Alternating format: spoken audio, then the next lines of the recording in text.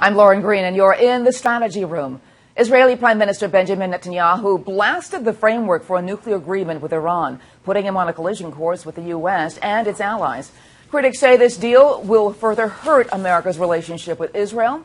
Well, here with reaction are political strategists David Mercer and Thomas Basili. Welcome to you both. Good to be here. Good to be with you.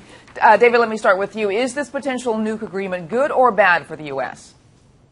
I think it's very good for the U.S. I think it's good for the Middle East, for Israel, and all involved. The P1, P5 plus one that have come to this framework and come up with a path to reducing the buildup, if you will, whether it be uranium, plutonium, ways for Iran to increase its nuclear capacity for war purposes. And I think we have a good framework to come up with the fine details in an agreement come June 30th. All right, Tom, good or bad? Well, you know, the most important thing that the president said yesterday was the word if. And he said it probably about a dozen times in his speech. Look, every time we've gone down the road and we've tried to make a deal, whether it's with North Korea, whether it was with Saddam Hussein through the UN, ultimately these rogue nations don't live up to their end of the bargain. And also the framework for how these inspections are going to be done also just doesn't pass the smell test, because what we've seen over and over is we tell them that we're coming, we give them the dates, we tell them where we're going to go, and then ultimately the regime has plenty of time to hide the ball. And so I don't think that this is ultimately going to be a good thing if it actually happens. And I think that, you know, these guys are very difficult to deal with, so we'll see if there is any semblance of a deal come June. It sort of hinges on Iran sort of changing its spots in a sense. I mean, they've got to change what they've done before. We're entering into an agreement with an inherently with another side that's inherently not trustworthy, and they have proven that time and time again.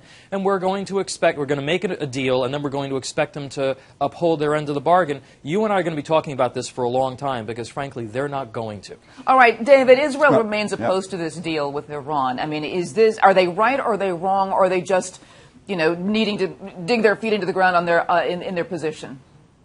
Well, I think there's divided opinion with regard to Israel. The voice we hear the loudest is Netanyahu.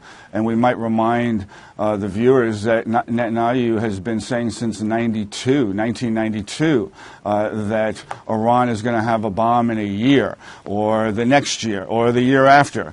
It's better now that we are sitting at the negotiating table. And with regard to Tom's remarks, you know, Americans are very much supportive for a negotiated path as opposed to a path of war, and that some of the opponents to this agreement, either in Israel or whether it be in Iran or here, and you know, we all remember the war that we were led into by the GOP just years ago that did not go all that well. And one of the reasons why we are dealing with the emergence of Iran as an issue that we're now trying to tackle in a way that we have access to what they're doing more than we did before, that we are monitoring them, and at the same time having the sanctions still to be imposed on them should they not, as Tom had alluded to, should they not perform according to the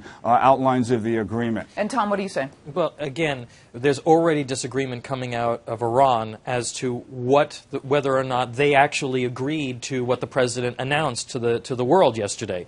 So you're dealing with an actor that's not rational, and they've never performed rationally. And by the way, the American people probably, if you framed it in the sense of these are the same guys that are funding terrorism who were killing American troops over the last 10 years, and they were in Iraq. I was there, and we know that they were participating in that. They probably wouldn't be so thrilled about the president virtually begging Iran for a deal here. You know, well, if I might, go ahead.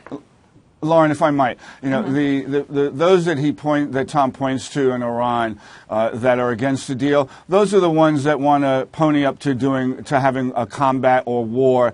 And it's just the same here with those opposed to a deal. They have no other alternative. They've not put an alternative on the table that gets to a peaceful solution. They only refer to the only way dealing with Iran is to go to war. No, that's not true. That's not true because that is very true. No, it's in not, fact, said, Senator McCain said yesterday. Tom, if I might finish, Senator McCain said yesterday that this agreement could possibly keep us, if need be, from going to war with Iran. That's how much they're inching to go to war on this. And 47 senators tried to put the kibosh on this whole deal. So we're seeking to have a pathway to peace that can maintain stability and neutralize any threat, not to promote it. Okay, Tom, you get the last word. Look, I think that we don't know what we're getting.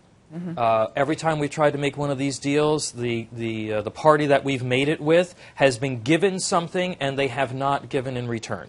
And I think that we're going down this road with Iran.